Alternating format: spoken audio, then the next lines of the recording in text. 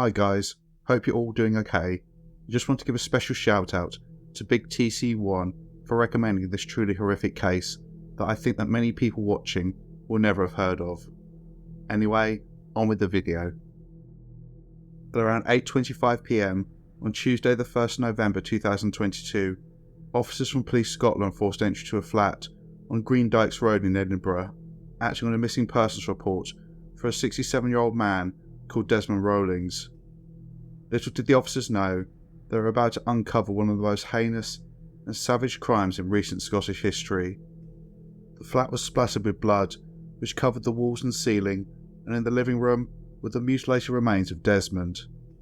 He'd been tortured with knives and hammers, and his body had been burnt, and parts of his ears and nose had been cut off and taken away by his killers as some sort of sick trophy. To the officers' shock, this was not the end of the horror. In the bathroom, they found the body of another man, 37-year-old Derek Johnston. He'd also been tortured, and nails had been driven into both of his eyes. Soon, those responsible for these horrific crimes were apprehended. Father and son Ian and Dean MacLeod, a pair of deranged psychopaths who had planned the execution of these two men and lured them to their deaths. This is a case of unparalleled savagery and brutality. Welcome to Evil Among Us.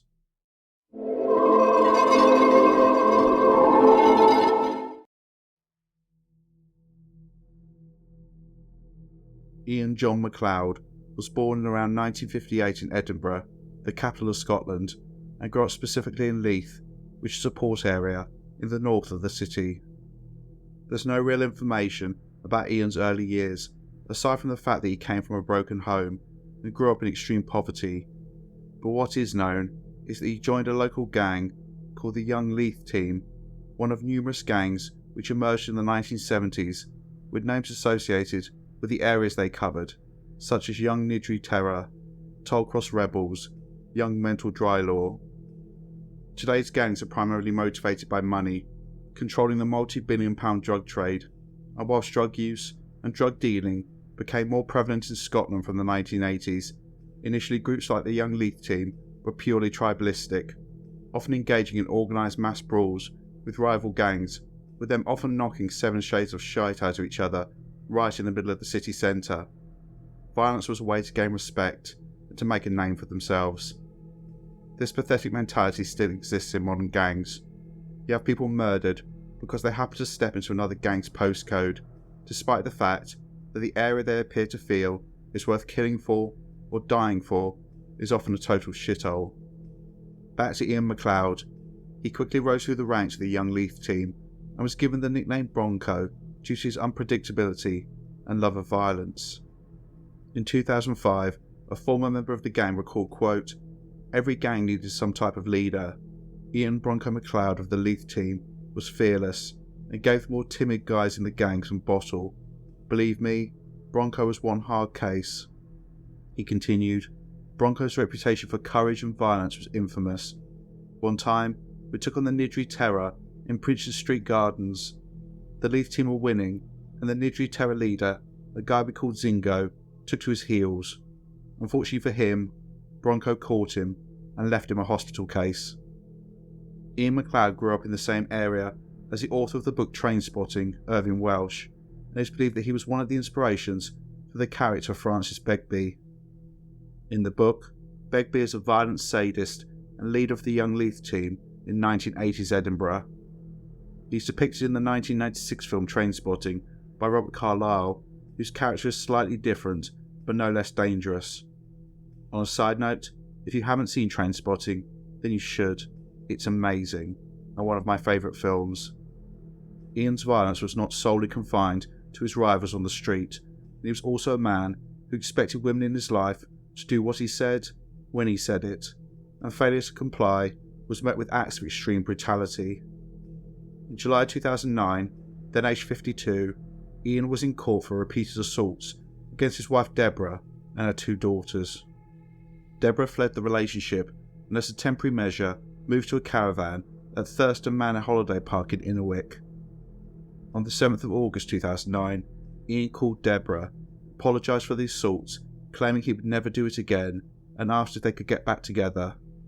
Deborah said no. Later that evening, Deborah went out, and when she came back, she found that Ian had tracked her down, broken in, and was in her bed. Deborah went to sleep in the spare bedroom, and due to fear of what he might do if she said no, she allowed Ian to stay the night. She took a pair of scissors and a panic alarm with her to bed. The next morning, Deborah awoke to Ian, who was naked, trying to get into her bed. She rejected him and then got up and began getting ready for work. The pair were then in the lounge, and Ian was standing with his back to Deborah. Without warning, Ian turned and grabbed Deborah around the throat, forcing her to the ground, and began strangling her. He then punched Deborah in the face with full force, 10 to 15 times, fracturing her eye sockets. Ian then grabbed a corkscrew and began stabbing Deborah in the face, gouging out parts of her cheek. After several minutes, Ian stopped, walked out, and then drove away. Deborah was knocked unconscious, and when she came to, she was able to drag herself outside and was seen by a neighbour staggering along the road, a trail of blood behind her. They later stated, quote, "Mrs. McLeod was bleeding heavily from her face, had a large hole in her left cheek, and her eyes were almost swollen shut." Deborah was left with lifelong scars and had to have multiple operations to her eyes, nose, cheek and skull to repair the damage caused to her during this vicious attack. Ian was charged with attempted murder, but managed to plead this down to the crime of assault to danger of life. In Scotland, this is a crime which involves an assault which puts someone in immediate danger of serious injury or death. During the sentencing hearing, Ian's barrister claimed that he was remorseful and ashamed with his actions, and that he'd been under significant stress at the time due to losing money when the house he was trying to buy fell through. I mean, what sort of an excuse is that? We all get stressed and have disappointments in our life. We don't beat up and stab our partners. This vicious attack shows how dangerous Ian McLeod was, and he should have been sent away for decades, but he was sentenced to just 6 years in prison. There were clearly far more instances of violence during Ian's life, but these have not been reported. However, this one offence shows the level of violence this man, and I use that term loosely, was capable of. He had no regard for human life, no remorse, and was prone to explosive acts of extreme violence. I doubt he batted an eye when he was cutting into his wife's face. How many children Ian had in total is not reported, but in 1981, his son Dean Ian McLeod spawned onto this earth. Given the violence of his father, it's inevitable that Dean was exposed to horrors during his early years, and in court, it was stated that he suffered from PTSD, which may or may not have been linked to these experiences. Dean's background is not well documented. What is known is that he did have a criminal history, which appeared to revolve around possessing weapons, including knives and hammers, but there are no reports of him being convicted of any violent offences. However, it is known that Dean was a bully, someone who would target and intimidate vulnerable people for money, something his father also did. I would imagine he assaulted these individuals, but they were too scared to report this to the authorities. Dean would later claim that he had significant mental health issues, and for years had had fantasies about mutilating people and was hearing voices. He reported that he repeatedly begged for help from psychiatrists who had ignored his concerns. These statements he used to justify the murders he and his father committed. But as we'll get to later, in court there was no mention of Dean having significant mental health issues as he claimed. He was not found to be schizophrenic or suffering any other delusional disorder which would confirm his claims. Instead, I think there may be two possibilities. First, Dean was just lying. He'd never suffered from these symptoms, or potentially he was hearing voices in his head, but this was just his internal monologue, his own voice telling him to act on his desire to kill and dismember another human being. Dean idolised his father, and this was despite him later telling a psychiatrist that Ian was a, quote, narcissist and sociopath. This pairing was the most dangerous of combinations, a man whose whole life had been characterised by extreme violence, and a son who had repeated thoughts about murder and dismemberment.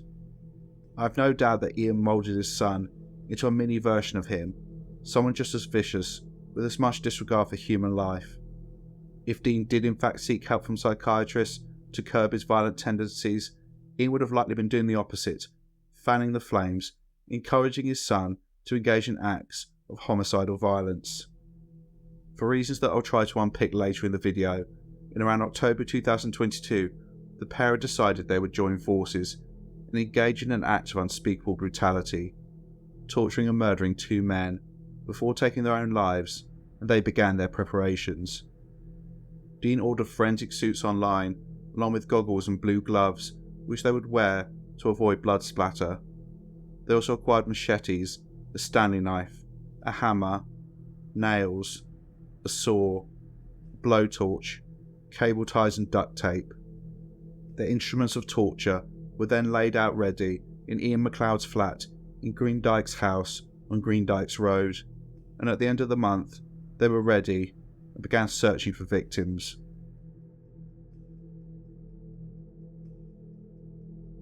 With their tools acquired and laid out, all that was needed were the victims.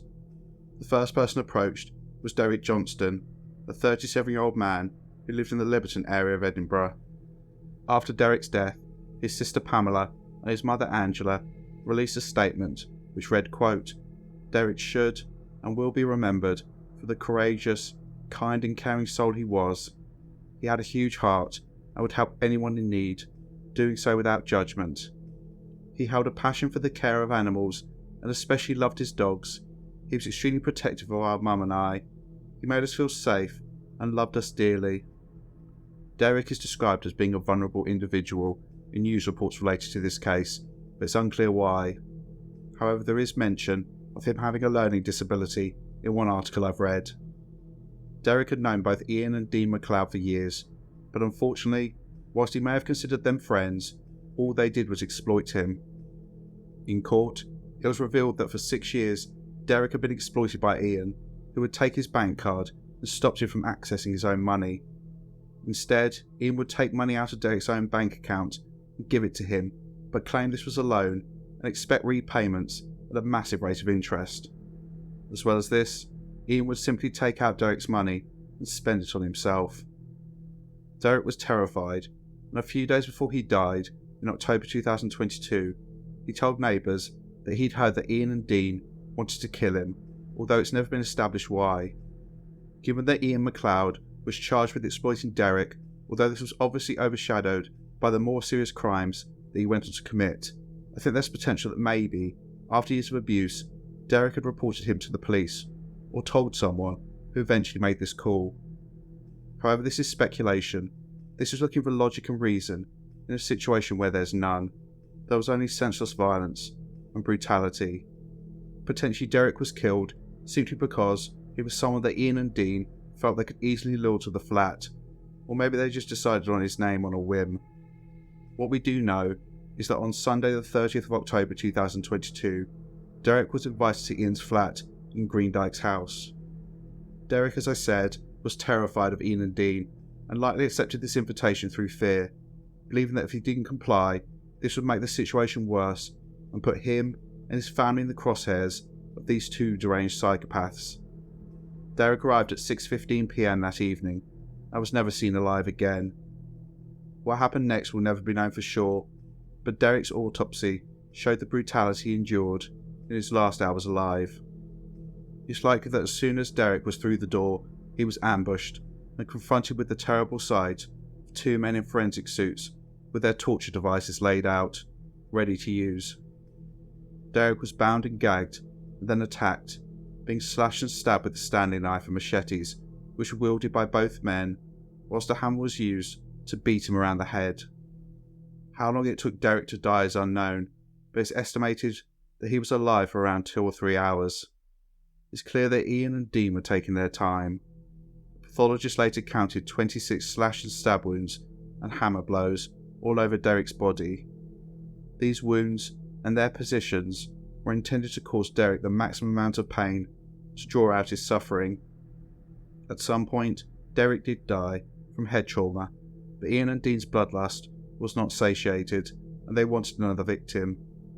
However, before looking for other targets, they continued to indulge their sadistic fancies on the body of Derek. A blowtorch was used to burn the letters YLT on his forehead, which, as we'll return to, inevitably stood for Young Leith Team, the gang that Ian led decades before. The hammer used to kill Derek was repeatedly brought down on his dead body, with this weapon eventually being found embedded in his skull. The nail was then driven into each of Derek's eyes and his left ear and part of his nose cut off before he was dumped in the bathroom, where he was covered with a rug.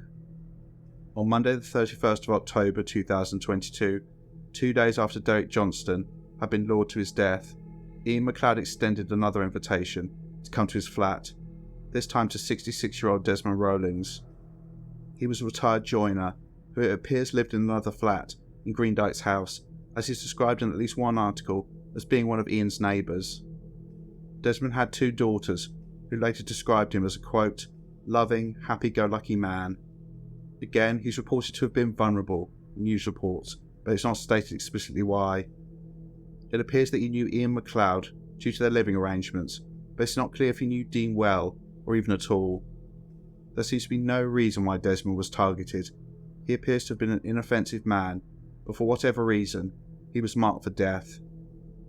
It's likely that he was lured to Ian's flat under the pretense of a celebration, as the next day, the 1st November, was Desmond's 67th birthday.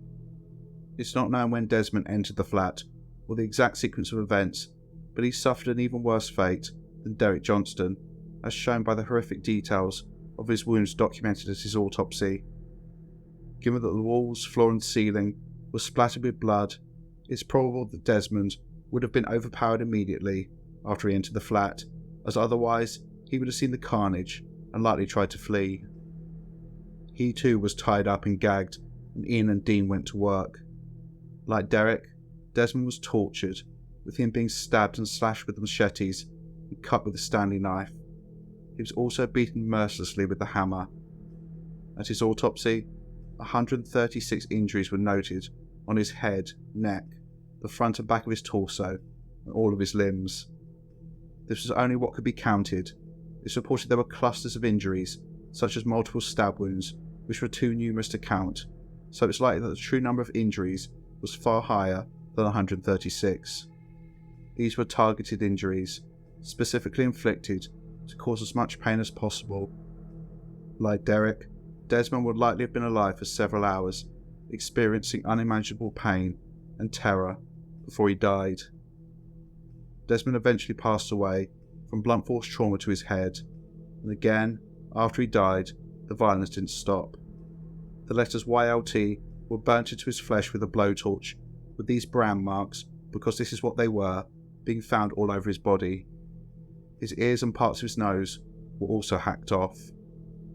Desmond's body was moved to the far right corner of the living room under a window, laid out and then covered with a blanket, with the Stanley knife, hammer and blowtorch being placed beside him.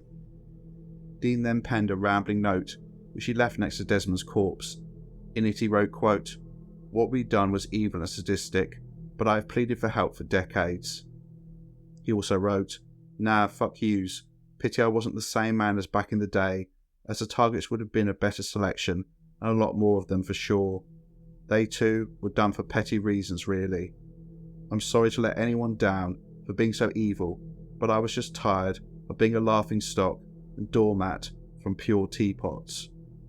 He also wrote that he'd gone to a psychiatrist where he smashed up tables in the waiting room before telling him about his thoughts about mutilating people. Dean also stated that he adored his father and described Ian, an individual who had been involved in the butchering of 2 vulnerable men who didn't stand a chance, as, quote, "a pure warrior of a man." Father and son then left the flat, leaving the carnage behind them, which would be discovered less than 24 hours later. On Tuesday the 1st November 2022, Desmond Rawlings' partner tried to call him to wish him a happy 67th birthday. When there was no answer, she and her friends went round to his flat to find the TV and lights still on, and his car was still parked outside. They immediately filed a missing persons report with the police. As Desmond was vulnerable, the police immediately began a search and making inquiries. This led them to the flat of Ian McLeod, where they knocked on the door, but there was no response. Due to there being a concern for life, the front door was put in, and the officers walked into a scene of absolute horror. the bodies of Derek and Desmond were found in the midst of a property that had blood soaking the floor and splattered on the walls and ceiling. What was found was so gruesome that the officers who made the initial discovery and the crime scene investigators were offered counselling in order to come to terms with what they'd seen. The note that Dean had left and the fact the bodies were found in Ian's property meant the police knew who had done this and immediately began a search for the pair. This didn't take long, as Ian and Dean made no attempt to hide. In fact, they were both in hospital. It transpired that after leaving the flat, father and son had driven to an isolated area, apparently with the intention of ending their lives, and they drank methadone, a synthetic opioid used to treat heroin addiction. However, this hadn't worked, and they'd then driven to the Royal Edinburgh Hospital and met off-duty doctors in the grounds of the psychiatric institution. They were then taken to Edinburgh's Royal Infirmary. It stated that Dean spoke to a psychiatrist, but reports are confusing whether this was before he was arrested or prior to his sentencing, but regardless, what he said is interesting. He told the psychiatrist, quote, "They never believed I was ill, but they will now, when they see the intentions, and there was a lot more intentions. The voice in my head said to do this and do that. I sit and bang my head against the wall to music for hours and hours, and I know quirky things like that aren't right with me." When the police tracked Ian and Dean down in the hospital, they found the latter clutching a backpack. Inside was a small pouch, which contained part of Derek Johnston's ear, part of Desmond Rowling's nose, and flesh from both of their bodies. Let that sink in. They were carrying around body parts after the murder, including when they were in the hospital. Police arrested the pair, and they were quickly charged with double murder and remanded into prison to await their fate. Both Ian and Dean MacLeod pleaded guilty to the murders of Desmond Rowlings and Derek Johnston. Whilst these pleas spared the families of both men of being dragged through a lengthy trial, it also meant that neither of the pair had to explain why they'd ended these men's lives in such savage circumstances. On Monday the 8th of April 2024, father and son appeared at the High Court in Edinburgh before Lord Paul Arthurson for sentencing. In his remarks, there was mention of both Ian and Dean suffering from poor mental health, but nowhere near to the extent that the latter claimed. Lord Arthurson addressed both men, stating, quote, "You each committed 2 murders. Your offending was planned and premeditated in its nature. You armed yourselves with a whole variety of weapons. The violence was extreme, sustained and prolonged, demonstrating exceptional brutality and sadism. Your victims, who were vulnerable individuals, had done you no harm whatsoever. You have displayed no empathy or remorse to even the smallest extent in respect to your victims and their families. I know the elements of degrading violence inflicted to the bodies of your victims, whether or not they were alive or dead at the time, namely the severing of body parts, some retained by you almost as trophies of what you had done, the forcing of nails through the eyes, and the burning of lettering onto the victims in what can reasonably be inferred to be some sort of branding exercise. Your appalling crimes demonstrate, on your part, an immense capacity for wickedness, depravity, and sadism. Your conduct in this case was indeed the cowardly action of monsters, a killing frenzy, which can be characterized as recreational murder, in which you killed and tormented your victims for no reason other than bloodlust and your own pleasure." He then sentenced them. For the murders of Desmond Rowlings and Derek Johnston, 66-year-old Ian MacLeod and his 42-year-old son Dean MacLeod were both sentenced to life imprisonment with a minimum tariff of 34 years. This sentence means that Ian will die in prison, but for Dean, there's a slim possibility that he will spend his final days in the community, but he'll be in his late 70s before this will even be considered. I hope, that his worthless existence will also end alone and forgotten in a prison cell. Inevitably, if these two had been convicted in the US, they would be sitting on death row, exactly where I think they belong. I personally think these savage, inhuman monsters do not deserve another second of life, considering what they did to 2 vulnerable men who were lured to their deaths like pigs for the slaughter.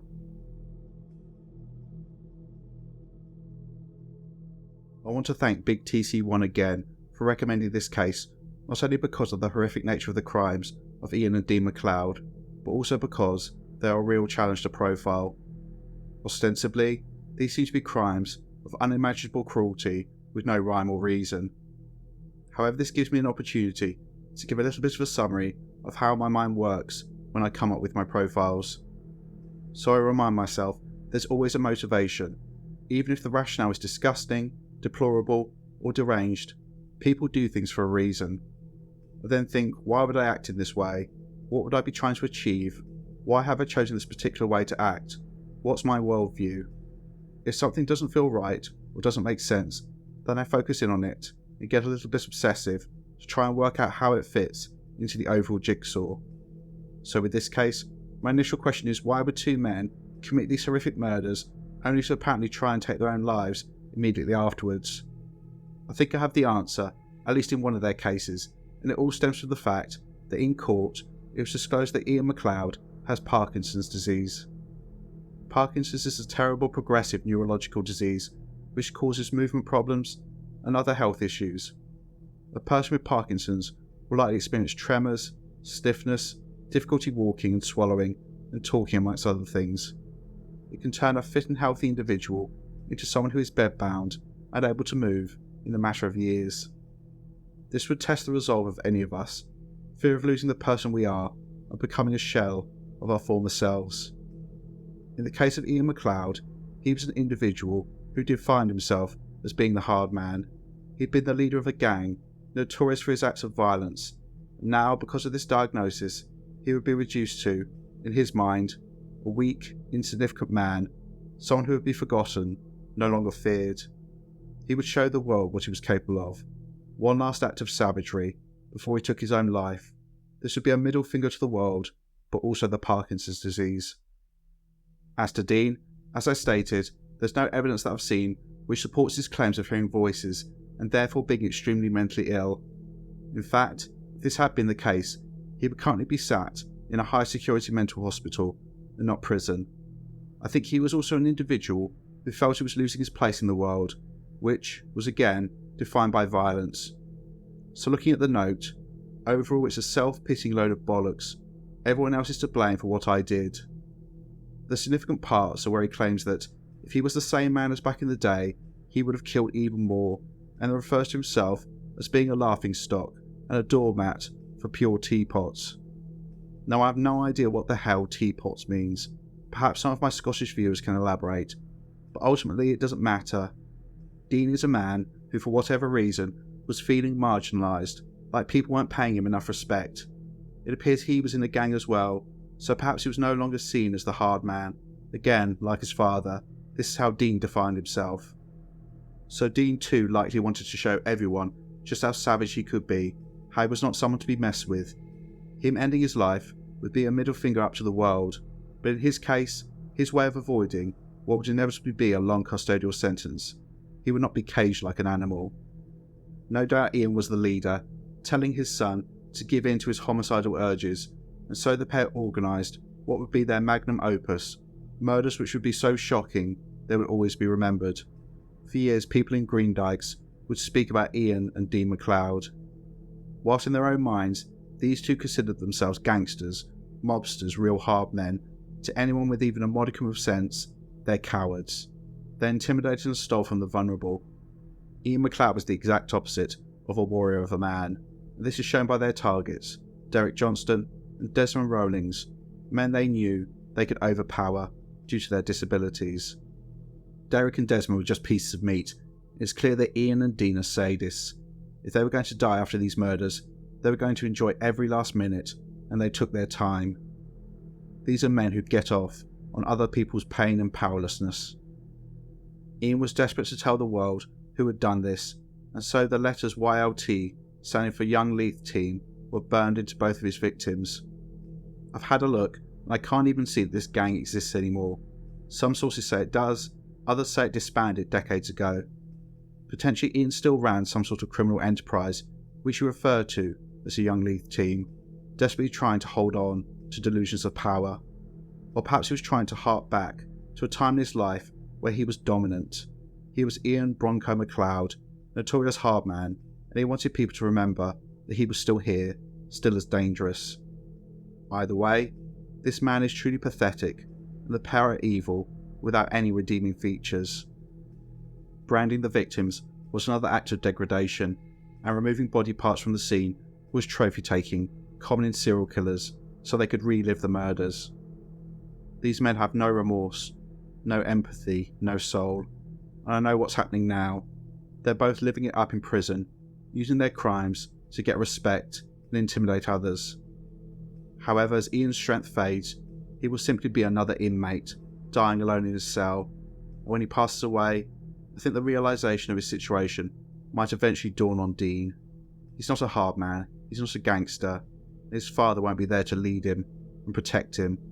He's a sick, sad, pathetic man who will spend the rest of his miserable life behind prison walls, cut off from a world that's better off without him. So, what are your thoughts on this case? If you like the content, then consider becoming a channel member by clicking the join button. You can also send a one-off donation to support the channel using the thanks button.